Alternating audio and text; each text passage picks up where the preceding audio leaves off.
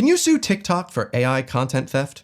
It's a question I've had on my mind a lot recently, because for the past 2 years, TikTok have allowed users to scrape all the videos from my YouTube channel, as well as from many creators around my size, and upload them in mass onto their platform where they can profit off of the work that is not posted to TikTok originally. It's quite interesting, isn't it? And with the advance of AI, it's even easier for AI bots to just coincidentally scrape everyone's videos, slap some subtitles on them, and then TikTok get to make some money off of copyrighted content that doesn't belong to them. Now, usually TikTok as a platform is protected due to a nice little legal loophole, but what if TikTok is actually not following the laws? Today, we're going to be talking about the answer to that question exactly. My name is EvanEdinger, and if you're wondering, Evan, where's that member of parliament video you've been working on? Actually, that's going to be delayed an entire week. It turns out making original content takes a lot of effort, so it's not that easy. That said, it is actually really easy to use an AI tool to scrape a video, download it into bits, slap subtitles on it, and Bob's your uncle, Fanny's your aunt. You've just stolen someone's content and profited off of it. And what's interesting is TikTok is protected by this, like I said. Rightfully so. There was actually a famous case, I remember, when Viacom sued YouTube for the copyrighted content of Viacom's found on YouTube's platform. This is a big court case, but the courts found that YouTube was not at fault because YouTube couldn't possibly be monitoring every single video that was uploaded to their platform. They're a platform. That said, the courts did find, even though that was an exception, there were a few rules that YouTube and other platforms had to abide by. Now, TikTok is a Chinese company, and China famously doesn't really protect any sort of art. They do not care about copyright, and copyright theft is like breathing in China. Now, because TikTok is operating in the UK, the US, and many Western nations, they do still have to follow the laws as long as they're operating there. In fact, at one point, someone from TikTok reached out to me many moons ago to see if I could film a video promoting their new London office and how cool it would be to work there. Under one condition, by the way, which was to delete any negative tweets that I'd ever made about TikTok. I said no, by the way. Couldn't make that clear enough. But TikTok and YouTube and any other platform, they are protected in the UK and EU from any copyright holder just attacking them and trying to seek damages because of copyrighted content on their platforms by the e-commerce directive. This law was passed in 2001, and it states where an information society service, that being TikTok, is provided which consists of the storage of information provided by a recipient of the service, A, the provider of the service shall not be liable for damages or any other pecuniary remedy or any criminal sanction where, the provider does not have actual knowledge of illegal activity or, upon obtaining said knowledge, acts expeditiously to remove or disable access to the information.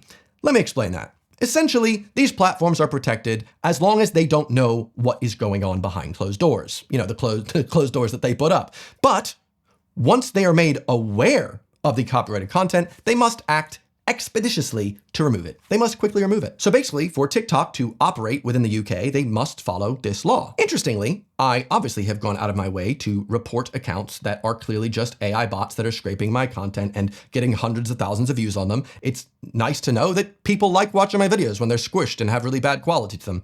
But I, as the copyright holder and the artist that made it, doesn't want my content put out that way. And so I told TikTok about this content. I reported many of them. And even though I'd love to complain about how difficult TikTok makes it to report copyrighted content on their platform, they do still allow me to report said content. Now, it would be okay if after reporting this content, TikTok took it down as legally required as they operate within the UK. But interestingly enough, I've done this quite a few times now. And recently, TikTok came back to me and said, oh, we've reviewed the account in question that is solely uploading all of my content that is not theirs, that I have proven to them I am the copyright holder, I'd like it taken down, and TikTok have said there's nothing wrong with this account. So TikTok have acknowledged, oh, that's your copyrighted content, and we are legally required to remove this as of the e-commerce directive. Expeditiously, mind you. But we're actually just going to say it's not a thing. Oh, so correct me if I'm wrong, I am not someone that has studied law. Would this not be breaking the very law that I just discussed? I think it would. Now, I could always go to the Intellectual Property Enterprise Court. This is a court that you can even represent yourself in the UK, and it makes it really easy to essentially protect your rights as a copyright holder. But maybe I'm too small a fry, and you might be thinking at this point, well, Evan, I don't understand why this is such a big deal. If you're someone that doesn't make any sort of art, you might have a huge separation between art and the artist and say, none of this really matters. You should be happy that more of your work is being seen. No, At this point, there's such a separation between my work and me. I put myself into so many of my videos. I know a lot of people view the content that they see online as a means to an end, a fix. I'm trying to get dopamine. I'm just trying to like not think about other things right now. But to a lot of people that create things, it is an outlet. It's what fuels me. And to find that other platforms are just able to just steal it, squish it down, show it in a way that makes me upset, to be very honest with you. As you can tell, I care quite a lot about the quality of what I'm doing. Even if you're someone that like puts your phone on the kitchen counter as you're cooking dinner, you don't even see my vid. To me, the fact that I'm able to do this and put so much effort in, the people that do notice it, it makes me happy. That's what makes me happy as an artist. So having someone squish it all up, scrunch it, and then just pretend to be me and profit off my work, oh, you don't have to understand. I don't think you have to understand. The thing is, even if you disagree with me, even if you don't see this as a problem, and that's okay if you have a differing opinion than me, it doesn't necessarily matter about what I'm creating, because what I'm creating is protected by law. So you can disagree with said law, but my rights are still meant to be protected. And so I'm very interested if I have any IP solicitors in my audience that would like to send an email to my business email, because I'm quite curious about what I can do about this. It seems like TikTok don't really give a fuck about anything. Maybe because their parent company is just like, hey, what's gonna happen? Nothing, most likely. But I'm curious about what we can do here. And if you're wondering, well, what would the damages of this type of thing be? Well, without prejudice, save as to cost, there's quite a few things going on here. Not only are people watching my content on an alternate platform where, sure, I'm not getting any monetized views there, but people are then being fed those videos over there where they cannot see the rest of my content. A lot of my videos also have sponsor segments. This allows me to pay the bills. This allows me to create more things. How can I make you care about this? If you're someone that enjoys original pieces of art, if you enjoy original videos where you can tell the person that made the video really cared about what they were making, they put some of their self in it, and you had this connection between the video you were watching and the video creator. If you enjoy that type of art, you're going to get it a lot less often, because people at my size, people smaller than me, some of them are not going to have as much of a financial safety net to create these videos when they're being siphoned off to another platform using AI tools where the other platform is able to profit from it and they're not getting as much income from that. I'm fine at the moment. This, to me, at this point, is very much of a moral problem. But I won't deny this is costing me a lot of mental energy and financial damages. And it doesn't matter if you don't understand copyright, if you disagree with my stance on it at all. What matters is if platforms allow copyright theft so openly like this, you're not going to have platforms full of passionate creators much longer. You're going to have a platform more full of bots and AI grifters that are pretending to be creators.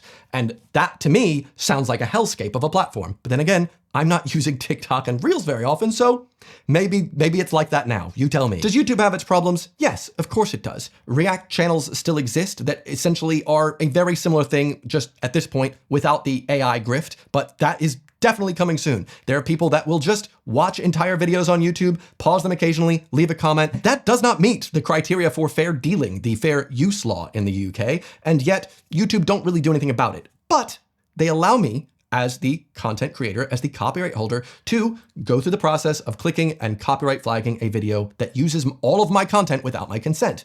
I can do that, and YouTube makes it very easy to do that, and YouTube act expeditiously. That's the issue here with TikTok. Not only are they not acting expeditiously, they're denying that their content is hosting my copyrighted content. So that ends with the question that is the title. Can you sue TikTok for AI content theft? I'd like to know. If you are a solicitor in this field, please reach out to me. Obviously, I will be paying for your services, but I'm just curious if this sort of issue also tickles your brain. Because I feel like if someone doesn't stand up to this sort of thing now, this is going to get worse and worse and worse until all of your feeds on all of your platforms are just going to be AI-generated nonsense ripping off other actual original creators. And if we step up to this now, there might be a chance of that not happening.